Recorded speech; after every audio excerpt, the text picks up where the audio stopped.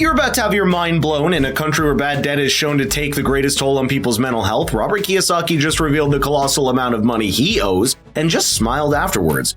When I saw this next clip, I knew there is more to meets the eye, and that's why I've decided to take a deep dive into the completely countercultural approach to debt that Robert has taken to show you the lessons that you can salvage from it. Obviously, this isn't financial advice, so always do your own research, but take a look into this incredible moment before I tell you more about it. Well, in one of your YouTube videos, you actually said that you're currently $600 million in debt.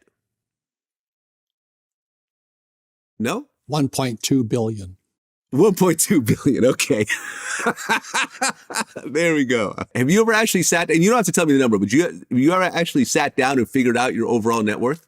No, I never have, but I tell you what, again, I measure in my wealth. If I stop working, how much money comes in? I've stopped working a long time ago. Yeah. And money keeps increasing. I think you only need 3 ideas to understand why that is, which is the form of the foundation of both Robert Kiyosaki's unconventional ideas on finance as well as the massive fortune of wealth that he's created. First, it's his aversion and dislike for liquid cash over more reliable and solid asset classes like gold, silver, and real estate. Secondly, his redefinition of what people generally think are assets and liabilities. Then thirdly, and most importantly, it's Robert's approach to debt as a means of leverage. Now, in the context of personal finance, a simple way to explain leverage is as a way of, quote, doing more with less, and looking closer, it's that gap that Robert Kiyosaki uses debt to fill, eventually ending up with this massive total debt of over $1 billion. He's got a rental real estate portfolio of more than 14,000 units, including apartments and houses, and almost all of them were purchased with the leveraging of debt. If he had $500,000 to begin with, a rental unit to purchase, then he could buy the house on cash, as someone like David Ramsey would advise, or he could put 20% down on 5 houses, spending $100,000 on each. If you've read Robert's book, Rich Dad, Poor Dad, and increase your financial IQ, that's exactly how he used debt as a means of leverage, catapulting him into a real estate mogul over decades with a massive amount of debt that he owes. And while it's certainly a risky move that's not everyone can pull off, Robert's massive real estate portfolio also serves as a hedge for that leverage after he's built it up to such a degree. Of course, we don't know what degree it is, and he's given assurance that his creditors and banks, there's no arguing that this is an exception and an extreme outlier when it comes to debt. The reason I talk about debt is because in 1971, when I was in Vietnam, Nixon took the dollar off the gold standard.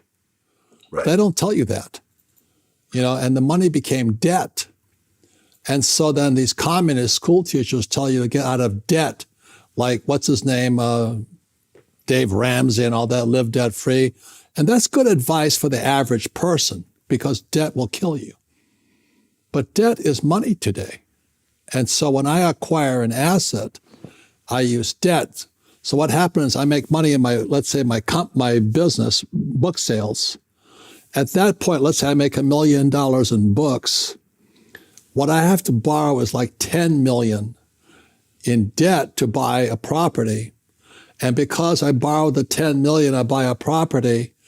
And let's say the property is I buy $10 million, it's now $100 million. And all this stuff is the magic called financing.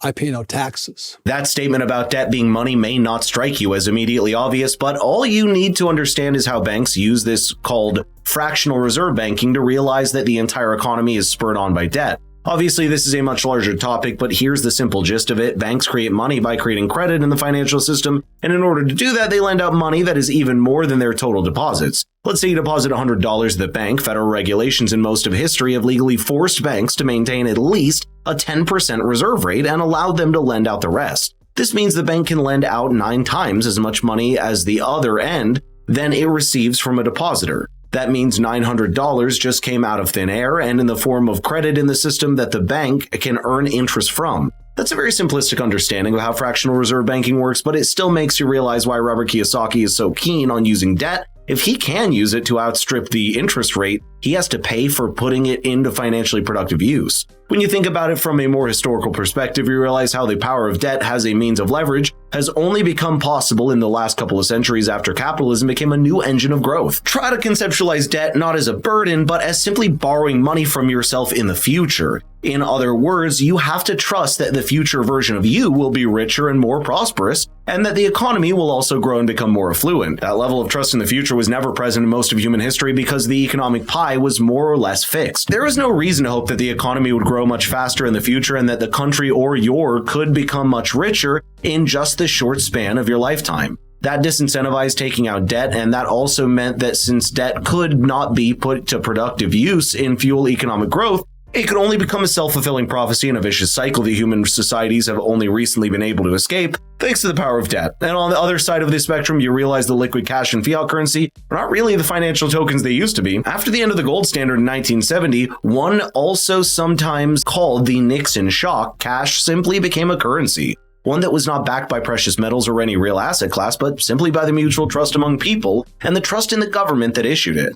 Saving such fiat currency in a bank, especially when inflation is eating at it each passing year, is a recipe to lose your wealth over time. And for most people, the only way to even retain the purchasing power of their wealth is to grow it in a race against inflation. That's what makes debt such a powerful tool of growing your wealth if you know how to be smart with it, while also capitalizing on the seismic shifts in the economic and financial system that renders a lot of the old advice around debt and money outdated. One such example of that is a clip it saw recently where Dave Ramsey was asked by Graham Stephan a question: would Dave take $1 billion in debt for 10 years and 0% interest? If you could borrow $1 billion, 0% interest for 10 years, would you do it? No.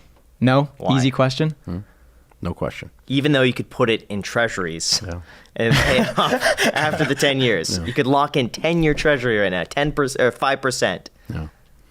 It's not worth it. No. I don't borrow money. There we go. I really would have liked them to ask Dave Ramsey why he wouldn't, because someone like Robert Kiyosaki would tell him that Dave is simply saying no to a $50 million paycheck over the course of 10 years. But perhaps it goes to show how there are different schools of thought in modern personal finance, and the wedge that divides them is their disagreement over the idea of debt. But let me know in the comments what school of thought resonates with you more, because debt is just a tool like many other financial tools that can be put to good use if someone can be smart and responsible with it.